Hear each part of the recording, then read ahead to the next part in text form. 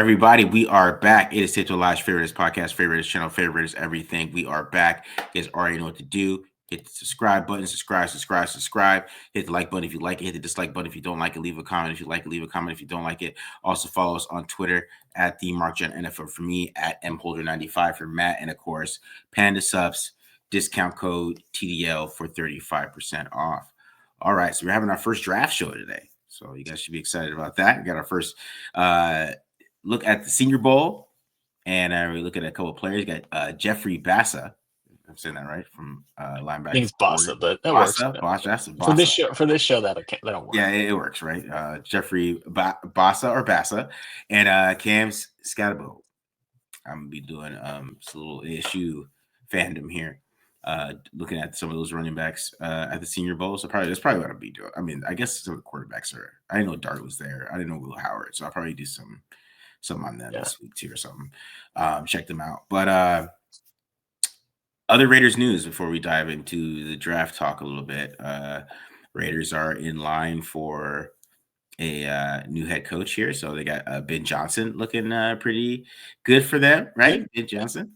That seems to be like all the momentum, like you see, like beyond just like the beat reporters. Like I think I just retweeted like Ben Albright saying like the Raiders are kind of picking up steam. Was it Schrager? And I think someone on the NFL Network like saying the Raiders to getting Ben Johnson, which I don't think any of us at the beginning of the offseason or even during the regular season when we thought AP was going to get fired would have thought Ben Johnson would have been interested with the quarterback situation. But I guess we underestimated the Brady effect. And as much as we both like Tom Telesco for his draft picks, I think the Raiders having the GM opening is enticing to him, because if you look at like his quote unquote list of demands or whatever that he had leak earlier this year, like one of that was having say in the GM at the very least, and obviously he'd get that in Las Vegas.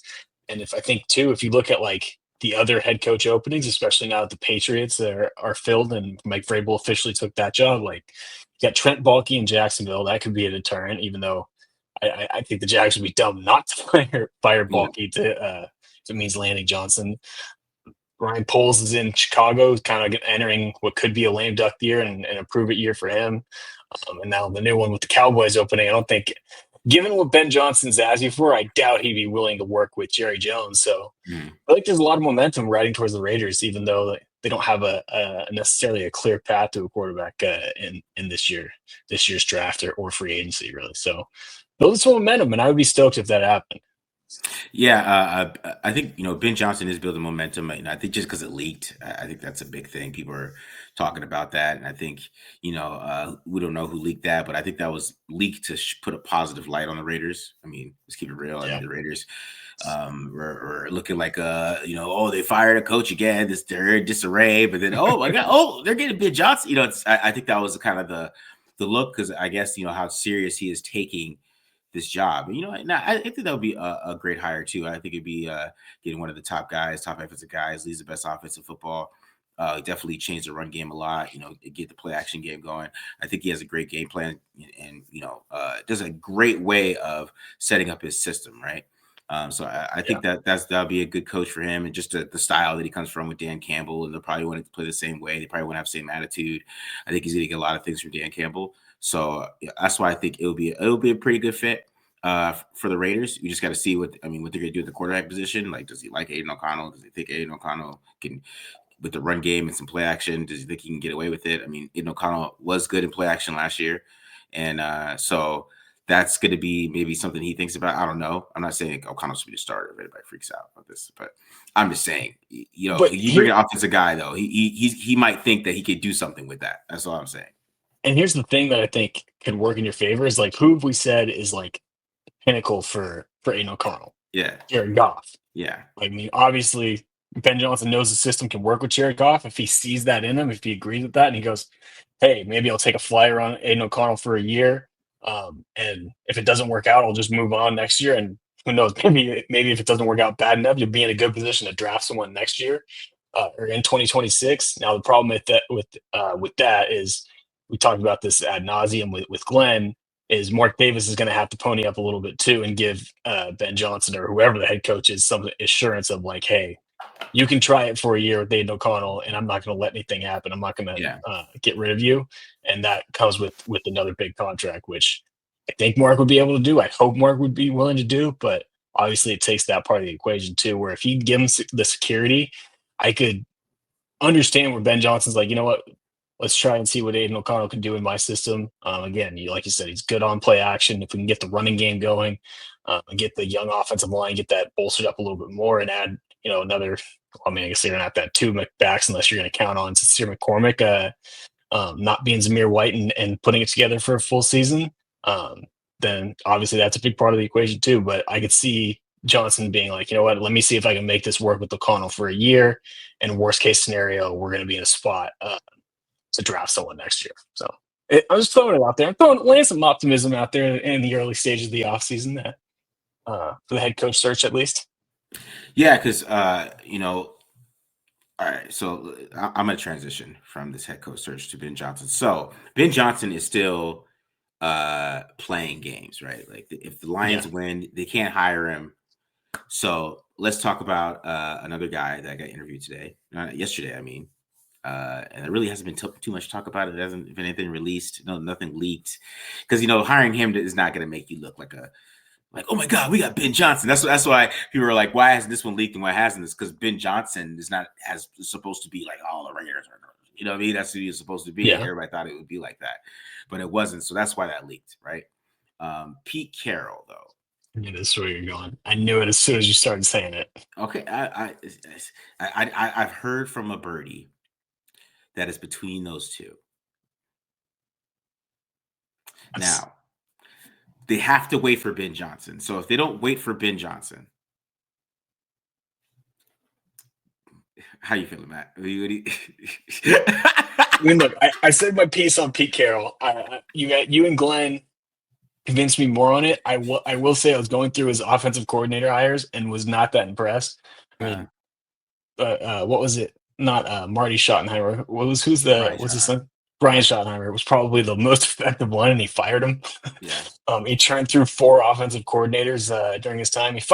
I forgot about this. The first offensive coordinator he hired, he brought with him from USC and fired him after a year. That was weird. Yeah. But like on top of that, like Darrell Bevel, like was a solid one, and like they obviously won a Super Bowl with him. But he did churn through like 4 offensive coordinators in 14 years.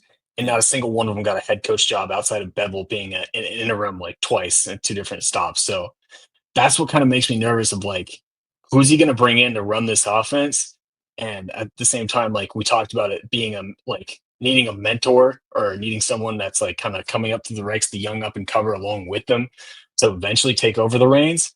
Like, I just don't know who that's going to be because I think you prefer that to be an offensive guy, especially if you're going to have a young quarterback, whether it's this year or next year, to kind of grow with that guy. But I mean, he does have a good track record of turning defensive coordinators into head coaches. Didn't always have a lot of success at their other spots, but that's what kind of worries me is like, okay, you can sell me on Pete Carroll because I know he's a good head coach, has a good track record, has won pretty much everywhere he's been in the last 20 years. And even in his last year at Seattle was still winning. But at the same time, who's going to take over for this going to be 74-year-old geezer on the sideline that in the next few years? Because I understand his energy. I understand he doesn't have the spirit of a 70-year-old, but at the same time, he is still almost 75 years old. Like, someone's going to have to take over for this. But I do think what you're saying might have legs. I think the biggest thing is you can't at least get like that handshake agreement, just nothing official with Ben Johnson. If the Lions do make a run, like if you remember with Kevin O'Connell and when he's the Rams OC, like everyone knew he was going to go be the Vikings head coach. They just had to wait till they won the Rams were done with the Super Bowl.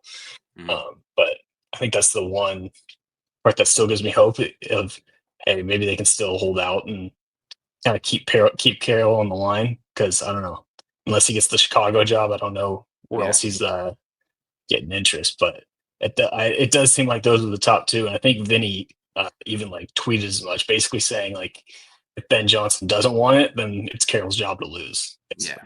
Or it's Carroll's job, I should say.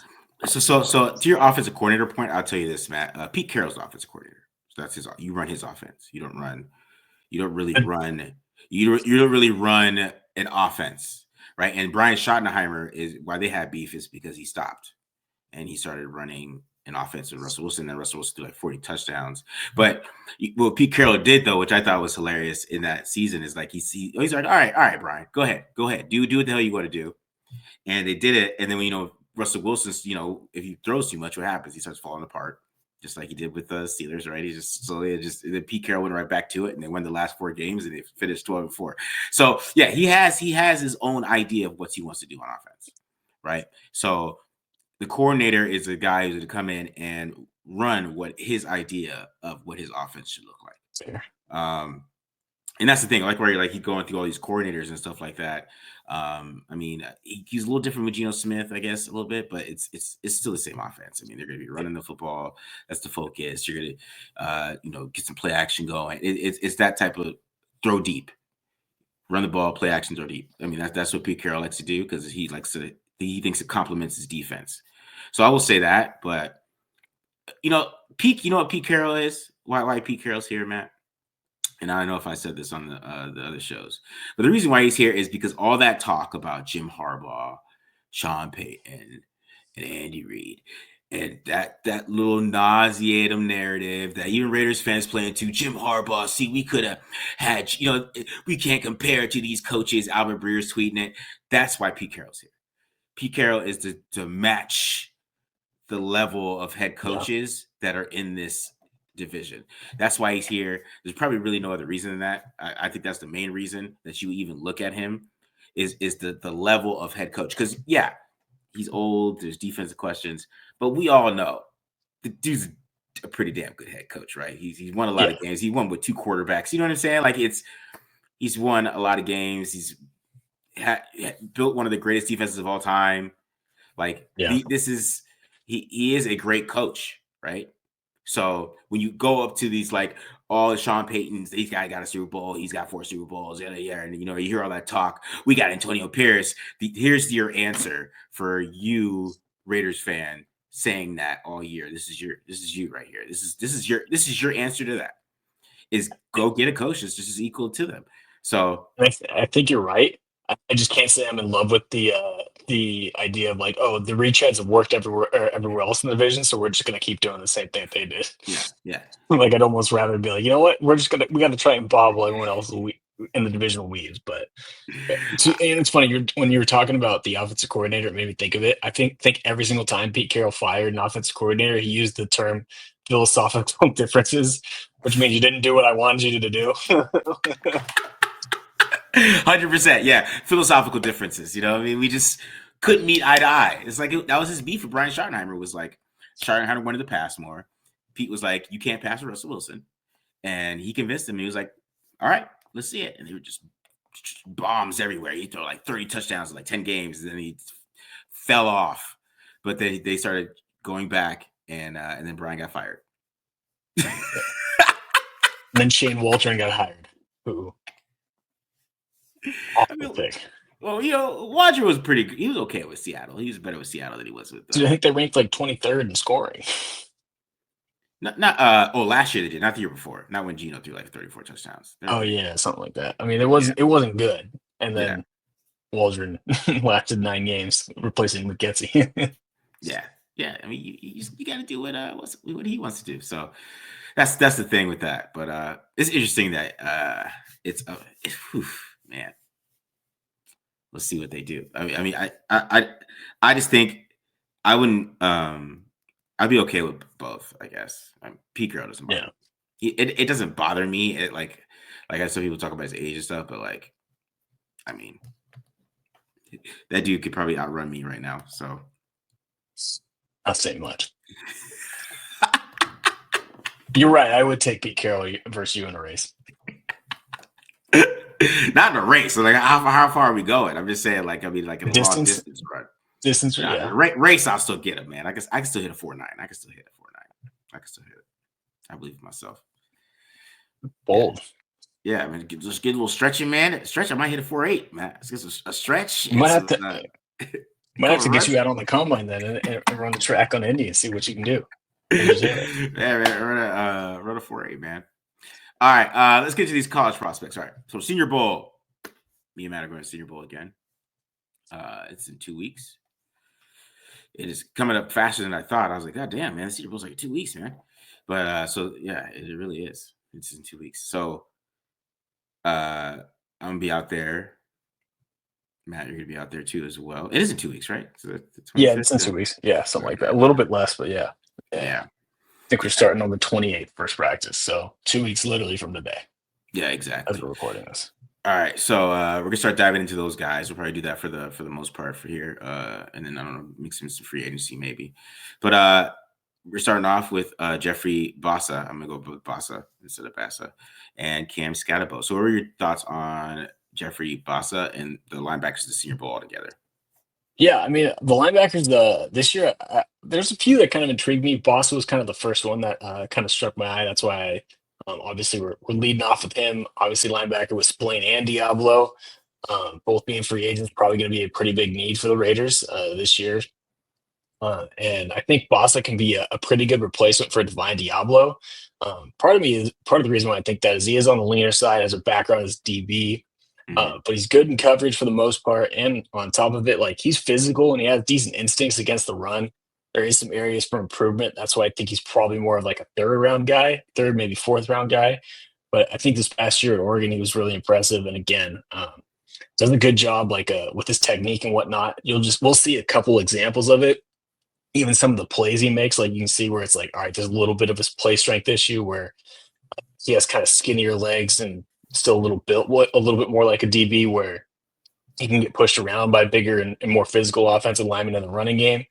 But again, he's decent at escaping and making plays. And at the same time, like we'll see a handful of his plays in coverage too. He has one where he makes a hell of a read to be able to go get a PBU on a man that wasn't his, and he can cover running backs and tight ends and on vertical routes in the passing game. So there's a few ways he can impact the game, and I honestly think given some time and a little more time in the weight room, I think he can probably end up becoming like a complete every down type of linebacker for you. He's kind of the typical college prototype these days, which is around like 230, 235 pounds, and at least has a physical mindset to be able to play the run.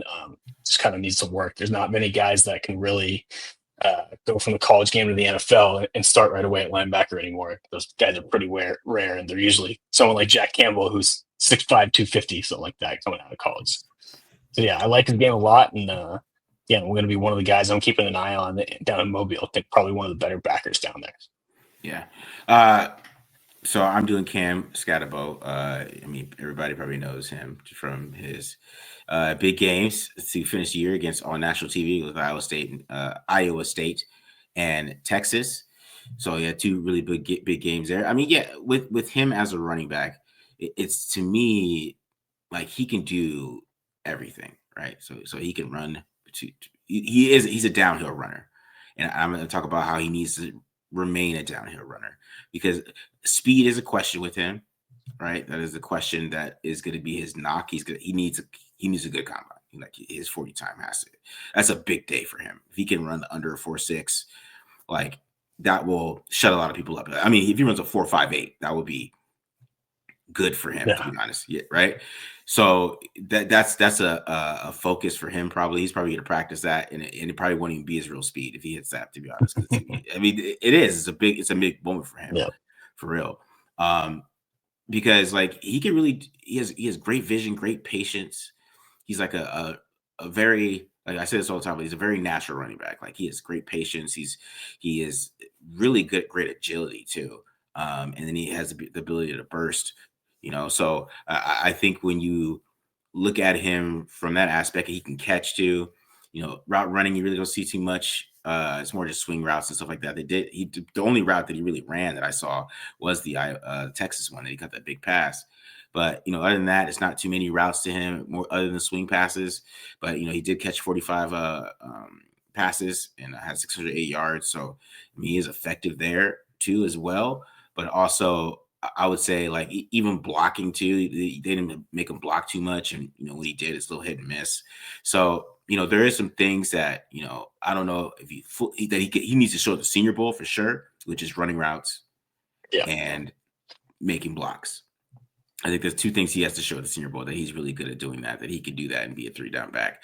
Because if he has a bad Senior Bowl uh, in those areas, that's when you get to the fourth and fifth round pick, because of the speed and things like that. And uh, when you watch him and you watch Devin Leal, right? Or Devin Neal, I said Leal, Devin Yeah. Neal, right? When you watch those two, I mean, to outbeat that guy in draft position, he's gonna have to, come out there and have a serious Senior Bowl, because Neal's gonna be there too. And so is RJ Harvey. I think Harvey's, after watching Neal and Skattebo and Harvey, I probably take Harvey last. Just he's really fast, but he's not as like savvy as a runner as those two. So but to like beat that guy out in draft position, and you got I think what, Maury Hampton from North Carolina, the dude from Iowa. I don't know if he's gonna be there too, but there's some other good running backs too at Senior Bowl. He's really have to show out and show that he can run routes, because I know Devin Neal can. So you know what I mean? Yeah. And I think that's part of what makes Skattebo like an interesting watch at the Senior Bowl, because the Senior Bowl, when it's practice and like it's quick whistles, it's not great for guys like him, where that are power backs that can kind of run through people, right? Like again, it's pretty much stud, and we're blowing it dead pretty quickly. Mm. But where he can stand out, or where we can get a good evaluation from him, is the one-on-one pass rush, or the one-on-one pass rush drills going against linebackers, and then like you mentioned too, the one-on-one route running to see if he can run routes and create some separation. But that's where I'm kind of excited to see him. Skattebo is one of my favorite running backs in this draft class, just because partially I'm biased. I live in the Sacramento area, and that's where he's from. Sac State Yeah. product, FCS transfers, Stingers up. Yeah. And but yeah, I'm excited to see him down in Mobile. All right, man. All right, let's get into some Bassa first. Let's check him out. Perfect. You got me up there. Yeah, we're good. All right. So we're gonna start with a couple reps from Bassa against the run. Gonna be this first one against Ashton Jeanty in Boise State. One thing I like about this one, and back this up here, is Oregon's trusting him with two gaps right here, right? Like he's responsible for this one right here that's wide open, and for anything that bounces outside. What I like, if you watch his eyes here, go ahead and just watch his head. He's gonna see Jeanty start to work outside, and then beat Jeanty to the spot and meet him in the hole. Now, does give up a few extra yards after contact. This is a little bit of what I'm talking about, where I'd like to see him in the weight room. And I mean, there's a reason why that guy's working at being a first round pick and was a Heisman candidate. But hey, at the very least, we got good pad level in the tackle, and we're helping bringing this guy down. And it's going to end up being a short game. Let the cavalry come. So again, it's a little bit of what I'm talking about with the instincts, where I think he can make plays. See a similar one here. This time it's going to be on the backside of let's see, the duo. Yeah, it looks like duo here again. Staying here, making sure this gap is plugged and he's not leaving his assignment. And then once Jeanty commits, now he's going to come downhill, and this guard is going to be late to go pick him up. Ends up going and making the play for a short gain. He had a decent game here against Jeanty. This one, if I remember correctly, is going to be a pin and pull concept. Yep. I mean, same kind of thing. Like you can see how quick he is to key and diagnose it. Like, watch as soon as this center pulls right here. He's already headed to his path, and he's going to beat the guy to the spot and be in a great spot to make an unblocked tackle. Also, shout out, I don't know who this is. Is that Will Angole? TJU's little brother, I think. Yeah, out there on the edge, setting the edge fair to making the running back come back. But again, Bassa, just more often than not, he's going to be in the right spot, which is pretty impressive. This time is going to be an outside run here against Ohio State.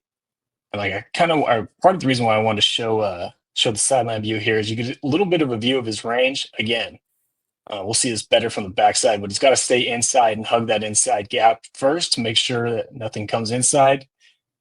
And at the same time, still has the speed to go meet. Is that Anderson, I think? 32. One of their two backs. But again, like you can see it like right here, he's going to be responsible for this gap in the run fit with how Oregon is playing it. Hangs inside. Also, too, I like how he uses his outside arm here to kind of keep McLaughlin away from him. Again, go make the play. Now this one, I love this clip because he actually doesn't make the tackle here, but he forces Jeanty to come back. And this is what I'm talking about, where like he is physical and can take on blocks well, where you can see the potential on it. Like, I mean, That's just perfect pad level. And on top of it, Mm. use our hands. And this Yeah. is a dude, he's probably got like 70 pounds on him. Just Yeah. putting him in the backfield like that. This is what gets me fired up. Boom. Yeah. What we got here. This time going up against a tight end, again, you see a little bit of the instincts. He's going to read the play and start to work over the top. And on top of it, too, like hands aren't great here. Like you can see, like he's kind of on the back instead of up on the chest. But he's Hmm. at least getting his hands involved. And that's going to allow him to go escape. So when Genty bounces this, he's in a good spot to at least come off the block and get involved in the tackle. Again, not bad at taking on blocks, but I think this first clip here or this next clip here is a little bit of where you see his deficiencies. Like this time taking on a puller. And again, what I like here is again pad level. Like you can't even see his helmet. You can barely see the yellow of his helmet. And Hmm. two, if you look right here, his hands are inside this time. And so he is going to give up a little bit of ground, right? Like he has to go backwards to escape the block.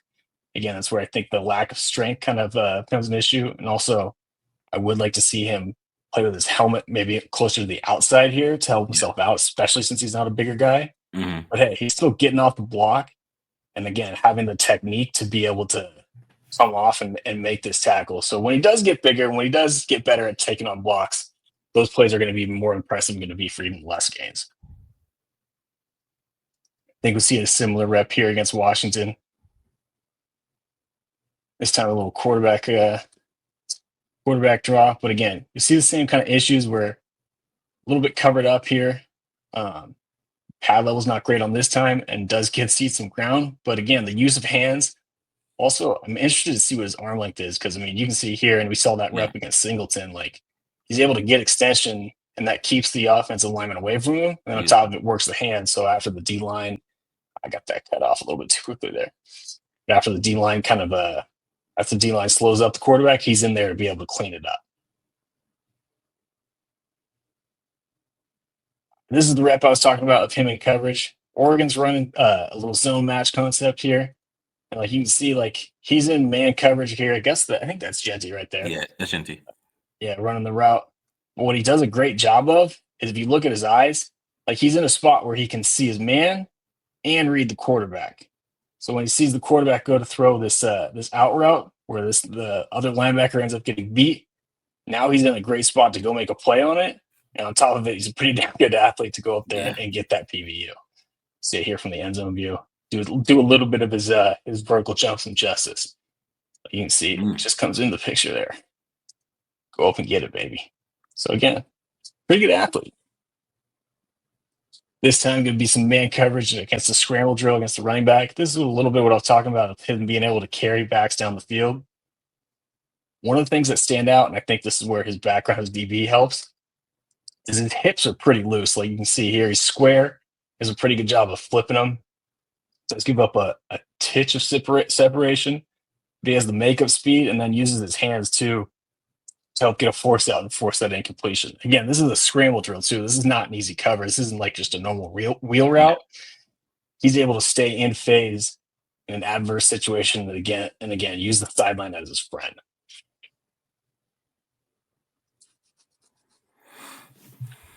Get a good view of his hips here. Cut off a little bit, but again, boom. You can see. I mean, this is pretty good coverage right here. And what I like too is like he recognizes like in this spot, like if I turn my head right now, I'm going to be screwed. So what I'm Hmm. just going to do is just play the catch point. Once I see those hands go up, now I get physical. Again, just use that sideline as your friend, force the incompletion.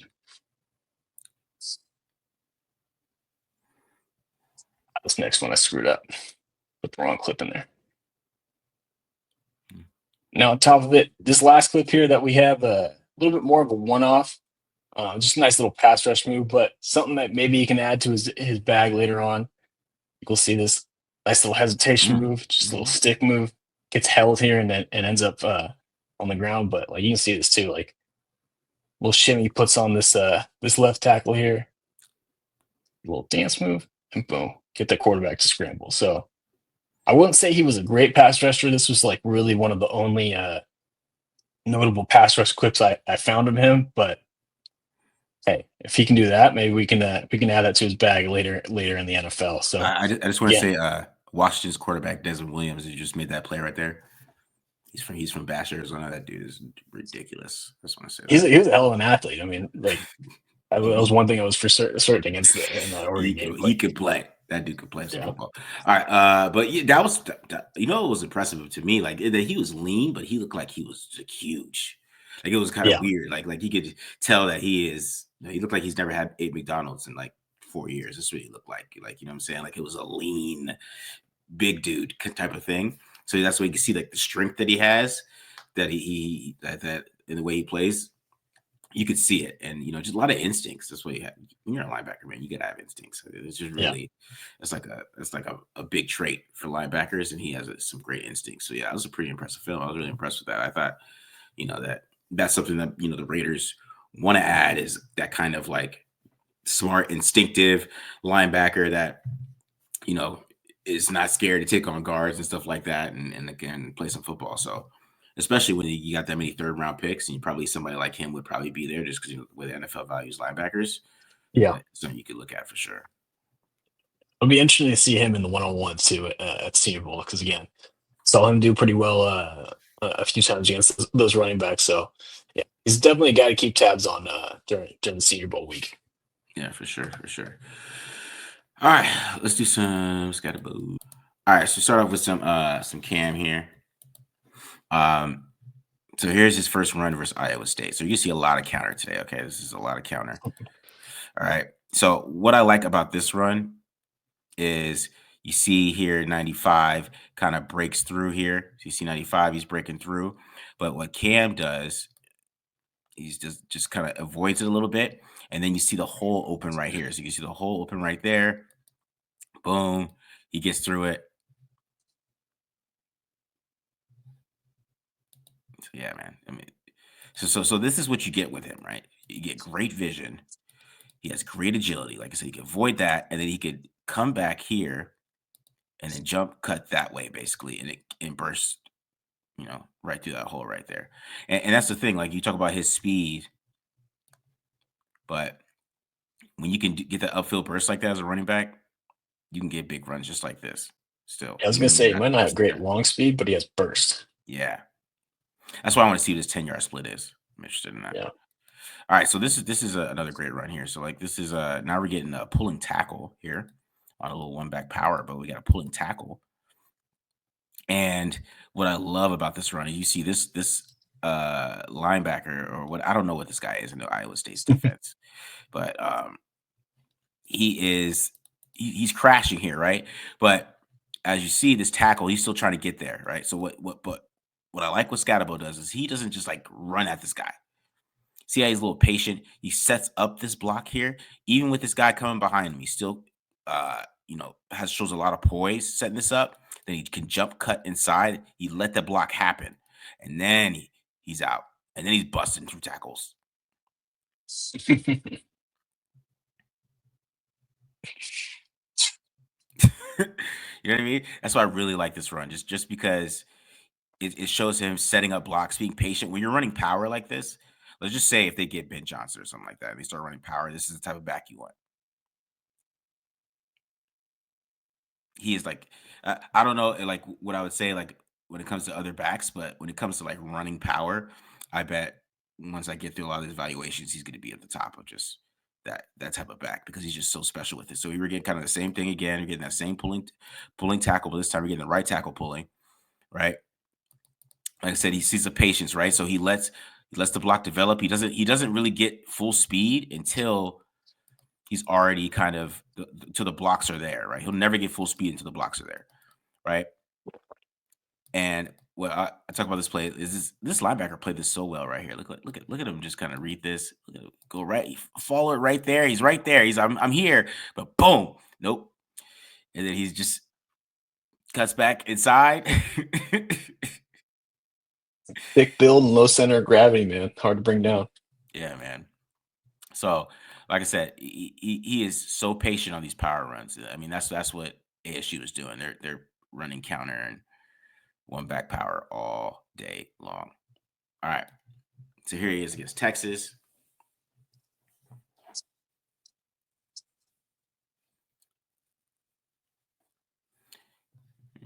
I'm saying, gotta make those checks here. Right. So this one we get a little inside zone here. Right. So what I like about this one is you see what he does at 33. He got his eyes on 33. He gets 33 to commit here, right? And but what he does is some more patience here. He allows this tight end, I believe, to get up to zero, right? And then boom, there he's going. He's breaking tackles again. And he's off to the races. So, like, I would say it's all this patience and the vision he has. This is all patience. 33, he's getting 33 to commit. Nope. All right, let me jump cut this way with zero. See what he does at zero too. So he gets zero to stay right here. Zero can't come over here because gives him a little fake there, and then he's out the races. It's a little Le'Veon Bellish, to be honest. Yeah, I was gonna say kind of patience in the backfield for sure. Yeah. Here's another little sweet run here. Of course, you get the one back power again with the pulling to tackle, right? And maybe this time maybe you could say he probably could have went there, but you see 45 just jumps right in that hole. So 45 jumps right in there. He sees that. He sees 45 coming. He goes to the other hole here, right? And it's just him and 28. And 28, he's not going to make that tackle by himself. Not an arm tackle like this. This is not this weak attempt. No, you're not. That's not going to happen. And he's going to keep on his feet, break another tackle, stay at his feet. So this is what I'm talking about, like the jump cuts too, right? Because you set that one up, I jump here, and I can jump back up here, break a tackle, break another tackle. Yeah. Anyways, so Yeah, here's another run.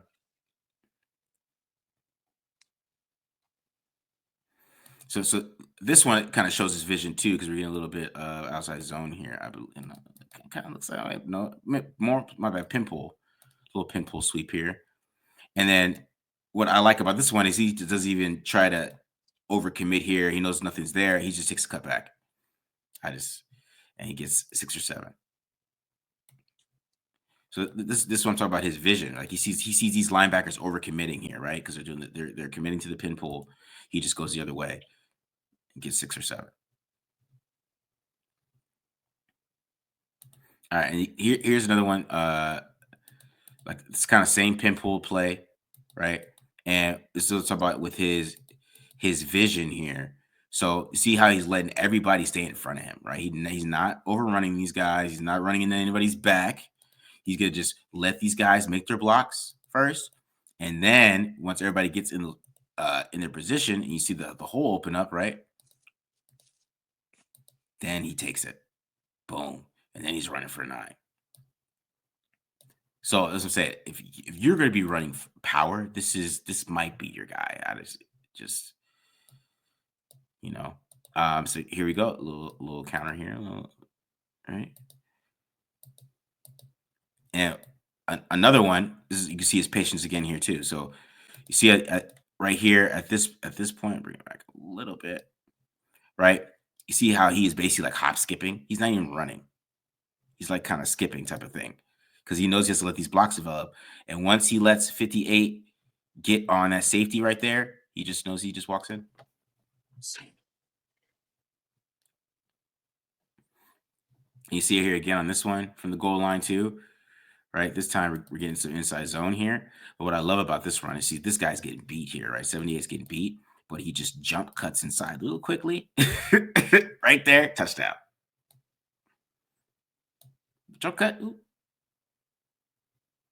Touchdown, Cam Skattebo.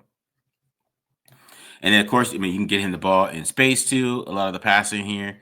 So here's Skattebo right here. Get him out in space here. We'll see what he does here more on the back end side. But that's what I talk about his long speed.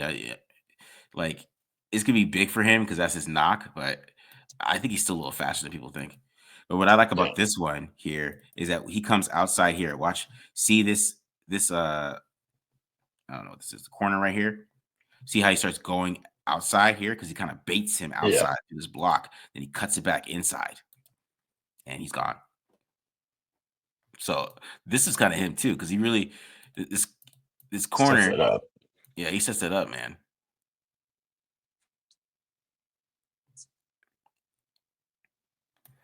And of course, here's his big play against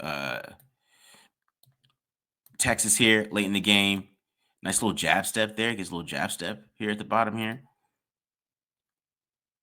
You see him it's super late with his football. But what I like too at this is like is the savvy tight end fall into him bump. Drop PI. Little stack the receiver there, Cam. I see you stacking the receiver.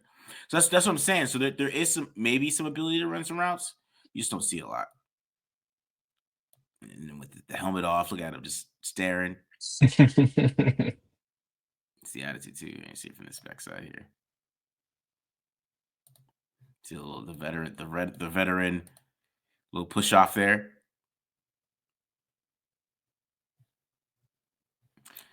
And like I said, get him on the swing route here again. He could just breaking tackles. Just put on a show. It's really but a couple knocks I do have with him a little bit is that sometimes on these power runs, I talk about he's one of the best power runners in the game. He gets a little Josh Jacobs with power, which is he starts bouncing stuff. Like you know what I'm saying? You just need to go forward here. Like Yeah. even if you get missed here, you want to come back up here, right? In my opinion, and we've seen him do it on film, so it's not like you can't say he can't make this jump cut back inside like that. We've seen him do it already, but instead he's trying to get outside here, and it's never works out him. He just never beats guys to the corner. So when you talk about the long speed, that's the thing. Like he just never beats anybody at the corner. You see a little bit on this one. So I really like this run though. Because you see the jump cut there inside, how he sells 28. Look, he does 28. Look at 28 just rushing this way. Good. Nope. But this is my knock here because like he tries to get outside here, like horizontal. I'm like, bro, that's not gonna work. When he could just run through two right here, you just run through him. Yeah.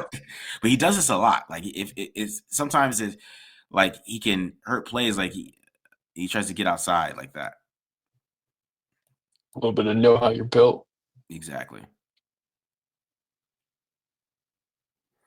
And then here's another one here.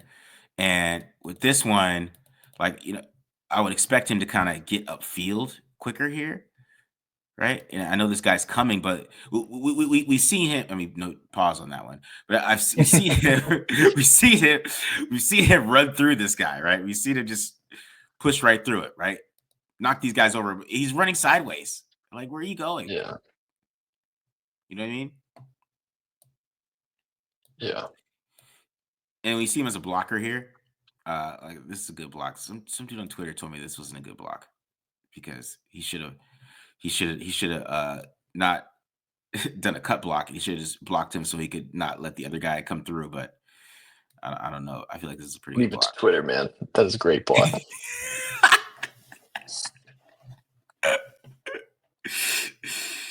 All right, here's a last play. So here's another block. So I posted this one because he misses this one. He actually goes to the wrong guy. You got to see he goes to help on 41. I don't know why he doesn't realize that 45 is coming. So then he's late coming back, and it kind of blows his play up a little bit. He still got to pass off. Nice job, Lev. All right, I'm gonna close this. So that is Cam Skattebo, which I mean it's impressive. It is. It's impressive. He's a great gap runner. I'll say that. Like he is great. I don't know. With that type of patience, you would think he could run zone too. You would think, right? But in the vision he has, you probably feel like you could. I would still stick to more gap inside zone with him. If I am going to do some zone runs, I'd stick more inside zone than more outside zone, just because it's just more about like him having that ability to cut the corner and stuff like that on outside zone. You don't know if you could have that with him.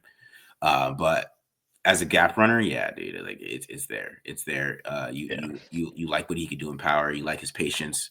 And that's what ASU did all year, was just run power. So he's a power back. Like that's straight up.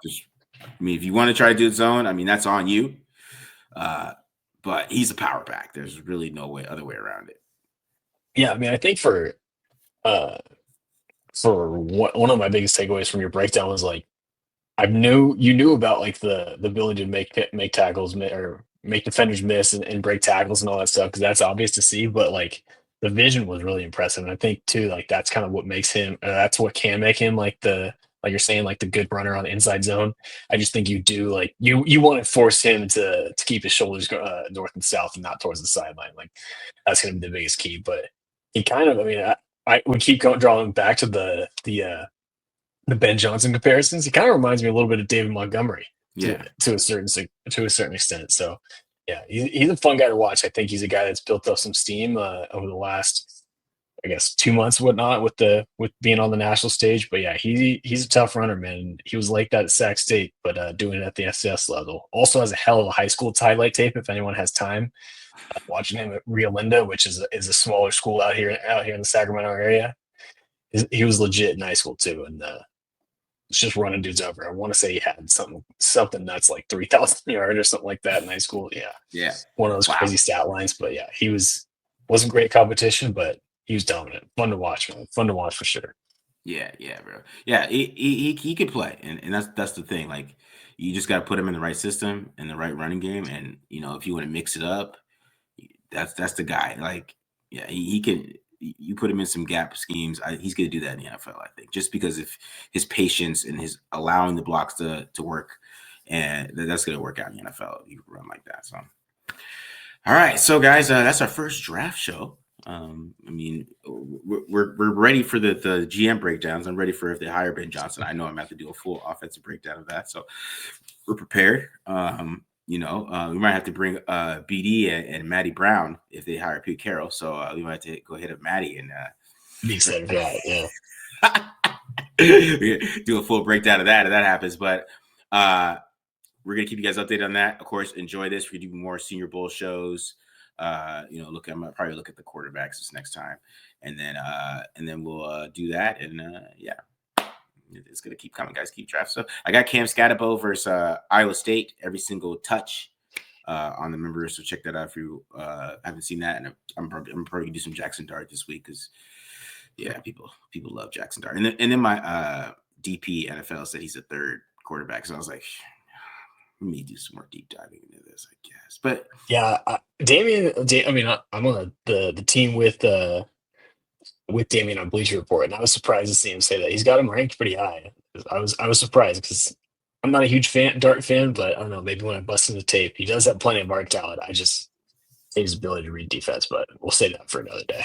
yeah, he has this throw at LSU that I was kind of just turned off of, right? Because it was like a touchdown to the safeties. He like threw it into the ground. Yeah, I was like, nah. All right. All right. We're out of here, guys. Like I said, subscribe. Peace.